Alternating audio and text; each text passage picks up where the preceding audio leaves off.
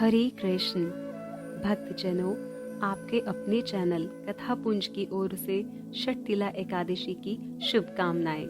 षटतिला एकादशी 7 फरवरी 2021 दिन रविवार को सुबह 6:26 से 8 फरवरी को सुबह 4:47 तक रहेगी। ऐसे में वैष्णव संप्रदाय 8 फरवरी 2021 अर्थात महाद्वादशी को एकादशी के व्रत का पालन करेंगे और स्मार्त संप्रदाय 7 तारीख को षटतिला एकादशी व्रत का पालन करेंगे। व्रत या उपवास का तात्पर्य इंद्रियों की तृप्ति के कारणों से मुक्त रहना है, जिससे हमारे लिए ईश्वर की भक्ति का मार्ग प्रशस्त हो। भगवान श्री कृष्ण जी का प्रेम पाने के लिए माघ मास के कृष्ण पक्ष में आने वाली षटतिला एकादशी का पालन अवश्य करना चाहिए। पाप हरण करने वाली मंगलकारी एकादशी षटतिला एकादशी में तिलों का 6 प्रकार से प्रयोग किया जाता है। सबसे पहले तिल से स्नान करना, दूसरा तिल के उपटन का प्रयोग करना, तीसरा तिल से होम करना, चौथा तिल से तर्पण करना, पांचवा तिल युक्त भोजन करना, छठा तिल का दान करना। यह 6 प्रकार के तिलों का प्रयोग पापों को नाश करता है। इसी कारण इसका नाम षटतिला एकादशी है। एक बार की बात है, ऋषि दालभ्य जी ने मुनिश्रेष्ठ पुलत्स्य जी से पूछा, हे मुनिश्रेष्ठ, मृत्युलोक में रहने वाले जीव पाप कर्मों में लिप्त हैं। उनके सभी पापों का शमन करने के लिए कोई उपाय बताइए। पुलत्स्य ऋषि जी कहते हैं, हे महाभाग, आपने लोक हित के लिए बहुत उत्तम प्रश्न पूछा। सुनिए, स्नान के पश्चात शुद्ध भाव से अपने पापों के लिए क्षमा याचना करते हुए भगवान श्री हरि विष्णु जी की पूजा करें। हवन, पूजन, कीर्तन और रात्रि जागरण द्वारा भगवान के भक्तियुक्त कर्म करने चाहिए।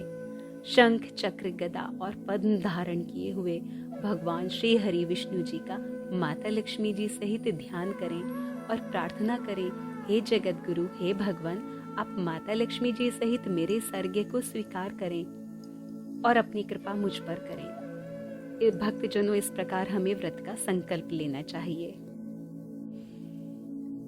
आइए षटतिला एकादशी की कथा सुनते हैं।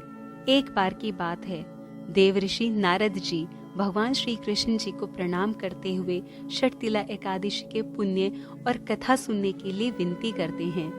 करुणा में भगवान श्री कृष्ण जी बोले, हे नारद, मैं तुमसे एक कथा कहता हूँ, ध्यान से सुनो। प्राचीन काल में मृत्युलोक में एक ब्राह्मणी रहती थी।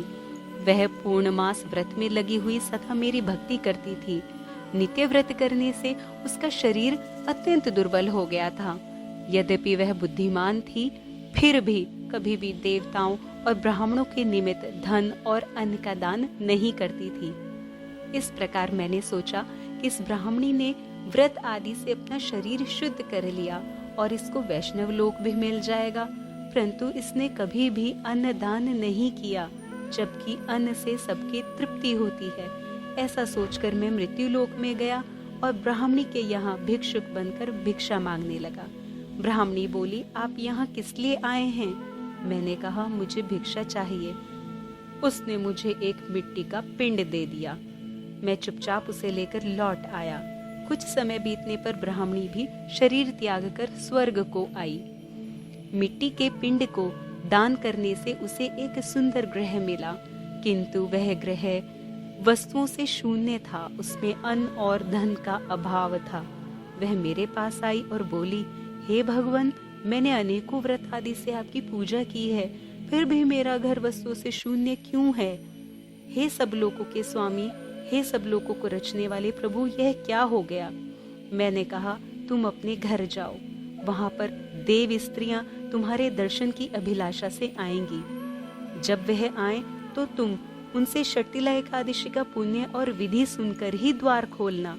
भगवान के वचन सुनकर वह अपने घर को गई और जब देव स्त्रियां आकर द्वार खुलवाने लगी, तब ब्राह्मणी बोली, यदि आप मेरे दर्शन के लिए आई हैं तो कृपा करके मुझे षटतिला एकादशी का महात्म्य बताइए। उनमें से एक देव स्त्री बोली, सुनो, मैं सुनाती हूँ। ऐसा कहकर उन्होंने षटतिला एकादशी का महात्म्य सुना दिया। षठतिला एकादशी का महत्व देव स्त्रियों से जानने के बाद ब्राह्मणी ने द्वार खोला। देव स्त्रियों ने उस ब्राह्मणी को सभी स्त्रियों से सुंदर और श्रेष्ठ पाया। ब्राह्मणी ने भी देव स्त्रियों के कहे अनुसार षठतिला एकादशी का व्रत किया और इसके प्रभाव से उसका घर धन और धान्य से परिपूर्ण हो गया। अतः मनुष्य को षठतिला एकादशी का व्रत अवश्य करना चाहिए। इससे मनुष्यों को जन्म जन्म में आरोग्यता प्राप्त होती है और दरिद्रता नष्ट हो जाती है। इस व्रत से मनुष्य के समस्त पाप नष्ट हो जाते हैं। इस प्रकार अपने भक्त के पूर्ण रूप से कल्याण के लिए और अन्नदान के महत्व को समझाने के लिए लीलाधारी भगवान श्री कृष्ण जी का यह प्रसंग सभी भक्तजनों का उद्धार करे। इसी मंगल कामना के साथ आपसे अनुरोध है कि आप अपने मित्रों और स्नेही जनों के साथ व्रत कथा को शेयर करें, जिससे सभी का कल्याण हो, और वीडियो को लाइक और चैनल को सब्सक्राइब अवश्य करें। आइए जानते हैं व्रत के नियम। एकादशी के व्रत और नियमों के अनुसार एकादशी का पालन दशमी तिथि से ही शुरू कर लेना चाहिए। दशमी तिथि को एकाहार, एकादशी तिथि को निराहार या फलाहार अर्थात अपनी शारीरिक क्षमता के अनुसार, और द्वादशी तिथि को एकाहार व्रत रखना चाहिए।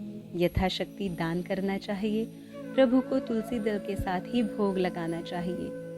अपनी आत्मशुद्धि का प्रयास करना चाहिए। किसी की निंदा नहीं करनी चाहिए। अधिक समय शांत रहकर ईश्वर की भक्ति में समय व्यतीत करना चाहिए। अन्न और चावल का त्याग करना चाहिए। तिलों का प्रयोग षठतिला एकादशी में अवश्य ही करना चाहिए। संध्या के समय दीपदान और श्री हरि जी की आरती अवश्य करनी चाहिए।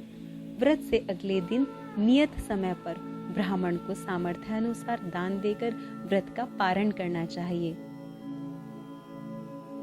कथा रस का आस्वादन करने वाले सभी भक्तजनों को धन्यवाद।